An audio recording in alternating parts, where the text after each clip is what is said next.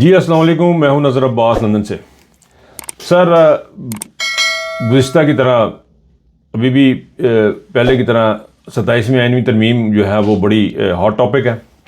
اس کے اندر ایک field marshal صاحب کی جو صورتحال، جو صورت و شکل نکل کے سامنے آئی ہے عوام کے سامنے، وہ ایک بڑے ہی ڈرپوک زدہ اور خوف زدہ انسان کی ہے، وہ سامنے آئی ہے۔ ایئر فورس اور نیوی کے دفاتر پہ انہوں نے اب قبضے کیے ہوئے ہیں، اس پہ بات کریں گے۔ فیلڈ مارشل صاحب کی ایک تصویر گھوم رہی ہے جہاں پہ وہ ذرا فاصلے پہ بیٹھے ہیں کسی جگہ، اس کے اوپر 2 منٹ بات کریں گے۔ عمران ریاض اور شاہد افریدی کی لڑائی ہے جو اس کے اوپر بات کریں گے۔ ویسے لڑائی تو خیر ان کی کیا بننی تھی، کیا ہونی تھی، لیکن اینی وے ان کی لڑائی ہے، اس کے اوپر بات کریں۔ ایک امپورٹنٹ ڈیولپمنٹ جو ہوئی ہے یورپ میں، اس کے اوپر میں بات کرنا چاہتا ہوں، بڑی امپورٹنٹ ہے۔ وہ یہ ہے کہ جی 16 نومبر کو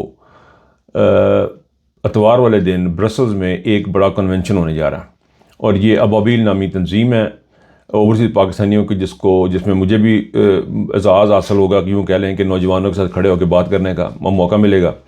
سو I am one of those people who going to attend that. یہ وہ چیز تھی جس کو میں نے شاید ذکر بھی کیا تھا کہ کچھ ہونے والا بڑا، تو اس کے بارے میں بات نہیں کر رہا تھا، لیکن اس کے اوپر اب میں تھوڑی سی بات ضرور کروں گا، لیکن ڈیٹیل آپ کو 1-2 دن میں پتہ لگیں گی۔ اور جب اسپین میں ہوں گے تو وہاں سے بھی رپورٹس آپ کو جو چلتی رہیں گی، آپ کو ان چیزوں کو بتائیں گے ڈیولپمنٹ اس میں کیا کیا ہو رہی ہیں۔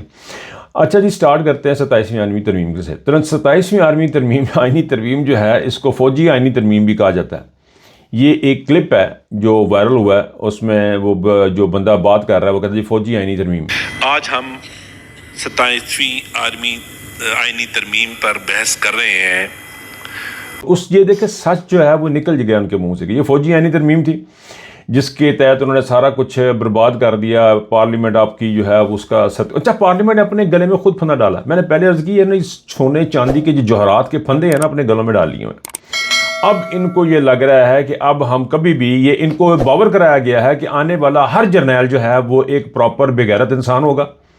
وہ اس کو اگر یہ مر بھی جائے، ان کو یہ باور کرایا گا پوری پارلیمنٹ کو کہ آپ لوگوں کو اب یہاں سے کوئی پاکستان کھانے پہ سے آپ کو روک نہیں سکتا۔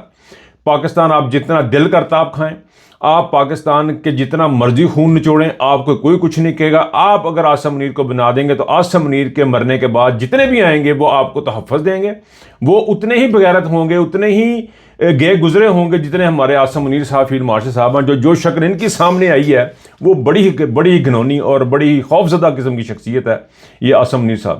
اور میں یہ قیاس کرتا ہوں، میں یہ اس امینڈمنٹ کو دیکھنے کے بعد میں یہ سوچنے پہ مجبور ہوں کہ یہ رات کو اپنے آپ کو دندیاں کاٹتے ہوں گے، یا رات کو اٹھ کے بیٹھ جاتے ہوں گے، یا ان کو چکر آ رہے ہوں گے، یا کوئی ایسی صورتحال ان کی بن چکی ہوئی ہے عوام کے خوف سے۔ پاکستان اپنے ہی ملک کے قانون سے خوفزدہ یہ شخص ہے۔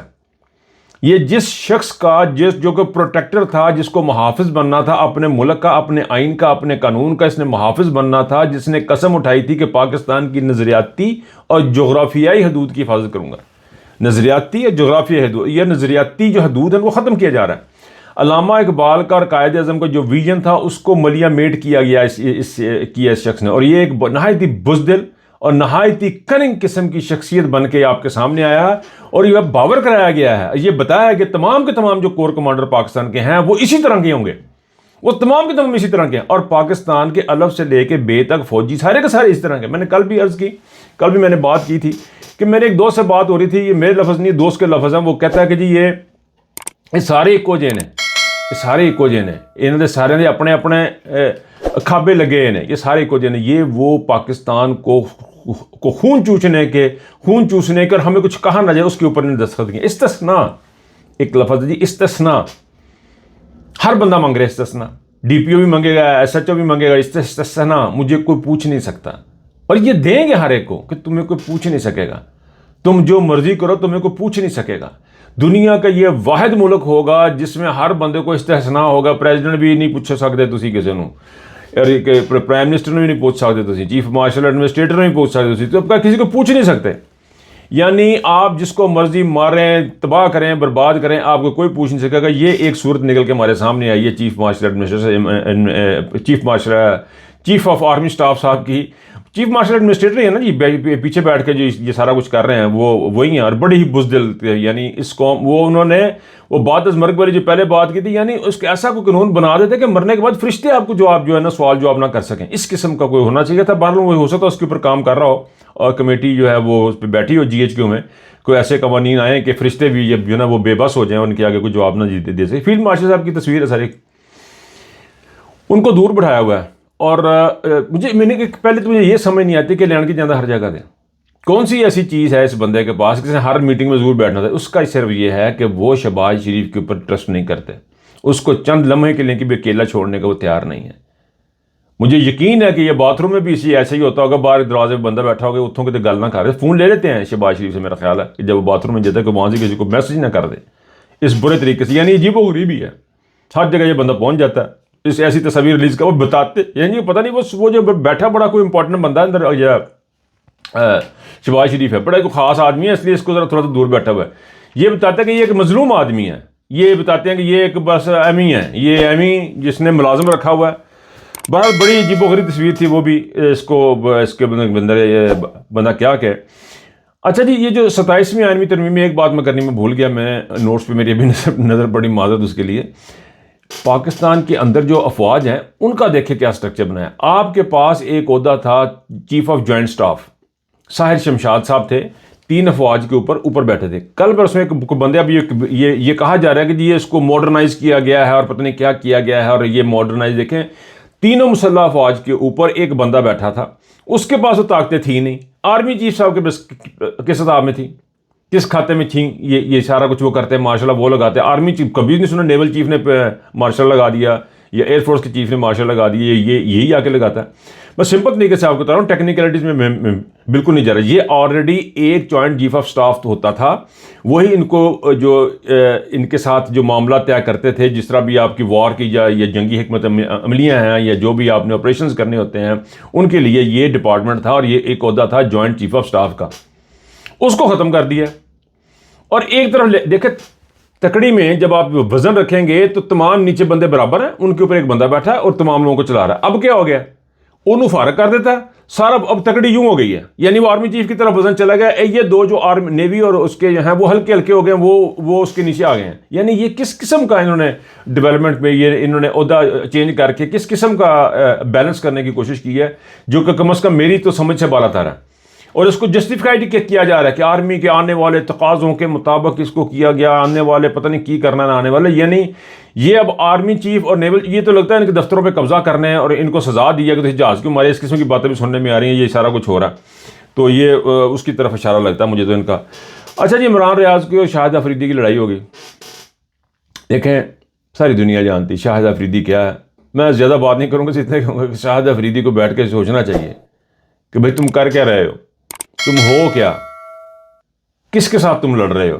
جو ٹرائیڈ اینڈ ٹیسٹڈ ہے, جس بندے نے اپنی زندگی, آپ اس کے اوپر لاکھ اس سے اختلاف کر لیں, آپ اس ساتھ بے شمار آپ اس کے اوپر باتیں کر لیں, جو آپ کا دل کرتا آپ کر لیں, لیکن جس طرح اس بندے نے اپنی جنگ لڑی ہے اور جس طرح اس کے ساتھ زیادتیاں ہوئی ہیں, جس طرح اس نے اپنی زندگی پچھلے جو گزاری ہے, سر تھانے میں تو ایک رات گزارنی مشکل ہے. میں اس سے زیادہ آپ کو کیا کہوں. افریدی صاحب جائیں تھانے میں ایک رات گزاریں اور پھر ہمیں بتائیں, نہ ان کو کوئی بندہ مارے, نہ ان کو کھانا بھی دے دیں, لے کے زمین پر جب ان کو لٹا دیں گے اور دھکا دے کے ان کو اندر پھینک دیں گے, تو پھر وہ مجھے بتائیں کہ وہ کہاں پہ کھڑے ہیں.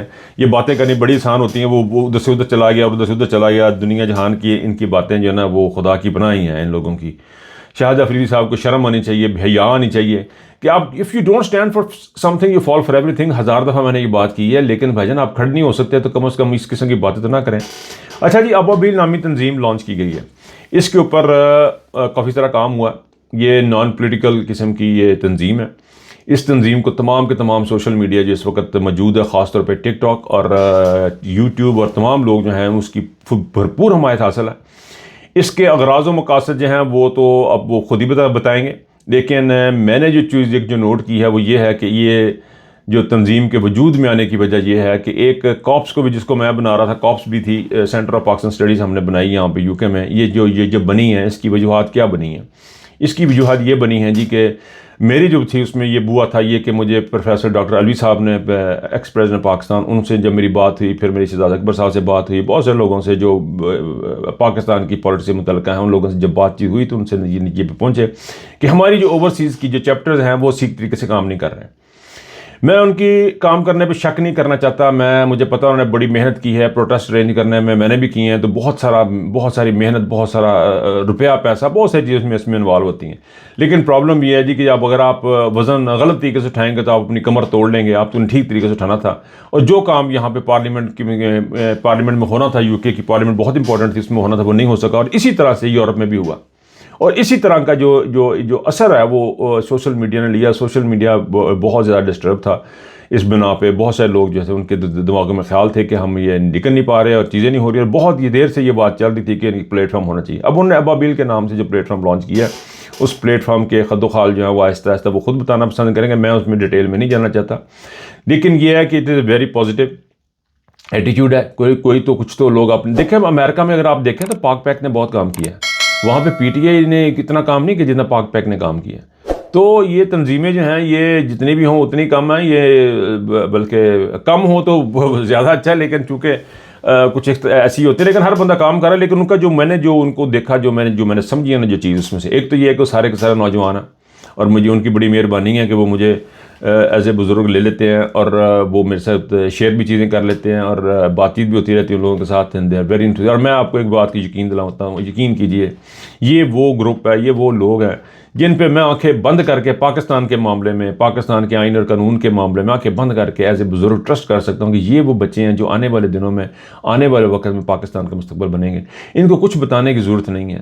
مجھے کچھ خدشات تھے, کچھ میری ریزرویشن تھیں جب یہ سارا کچھ بن رہا تھا, لیکن میں نے ان کو بغیر کچھ کہے میں ساتھ دیکھتا رہا, سنتا رہا. جہاں کی ایڈوائز ہوتی تھی وہاں اپنی بات کرتا بھی رہا. لیکن I am so surprise, I am so happy, مجھے بہت خوشی ہے کہ انہوں نے ہر ایک قدم بڑا پھونک کر رکھا ہے. اس میں الدین کا بڑا رول ہے, اس میں عمیر ہے, اس میں راج ہے. یہ اسپیکرز جو ہیں, یہ جو 16 تاریخ کے ہوں گے, یہ سمجھ لیں کہ یہ بانی اراکین ہے. اور اس میں پیچھے بیک اینڈ پہ بہت ساری بات چیت بھی چل رہی ہے. سو یہ انسانیت کے لیے کام کرنے کے لیے یہ ابابیل بنی ہے. اور اس کے تحت یہ سب سے بڑا جو پروٹیسٹ اب تک کا دنیا میں جو سب سے بڑا جو کنونشن ہوگا, جو اوورسیز پاکستانیوں کی جانب سے ہوگا, وہ یہ والا ہوگا, جس کا سہرا برسل کو جاتا ہے, برسل میں بیٹھے ہوئے لوگوں کو جاتا ہے. وہاں پہ چودھری مدثر ہیں, وہاں پہ سلطان رانجھا ہیں, وہاں پہ الدین کام کر رہے ہیں, بے شمار لڑکے ہیں. مجھے ذہن میں نام نہیں آ رہے, میں صرف اگر نام لوں گا تو کسی کے ساتھ زیادتی ہو جائے, کوئی نام مس نہ ہو جائے. لیکن یہ بہت ہی ایک خوشائن چیز ہے. They have a plate form, اور یہ صرف انسانیت کے لیے ہے. یہ انسانیت کے لیے پلیٹ فارم بنا. اس کا نہ تو پی ٹی آئی کے ساتھ کوئی تعلق کرنا, سوشل میڈیا کے ساتھ کوئی نکالنے رکنے والا بات ہے. بہرحال جیسے جیسے آگے چیزیں بڑھیں گی, لیکن سب سے امپورٹنٹ چیز یہ ہے کہ اس وقت اوورسیز چیپٹر میں ہونے والے جتنے بھی ہمارے جو لوگ رہ رہے ہیں, ان تمام میں یہ لیڈ لے کے انہوں نے یہ کام کیا. یہ پہلا پروٹیسٹ ہوگا, جو کنونشن ہوگا, جو اوورسیز پاکستانیوں کی جانب سے کروایا جائے گا. تو جو وہاں پہ ارد گرد لوگ ہیں, جہاں تک میری آواز پہنچے, تو پلیز اس کو ذرا ضرور اپنے اس کو جوائن کیجیے گا. اور مجھے یہاں سے اجازت دیجیے گا. اپنا بہت خیال رکھیے گا. اللہ حافظ.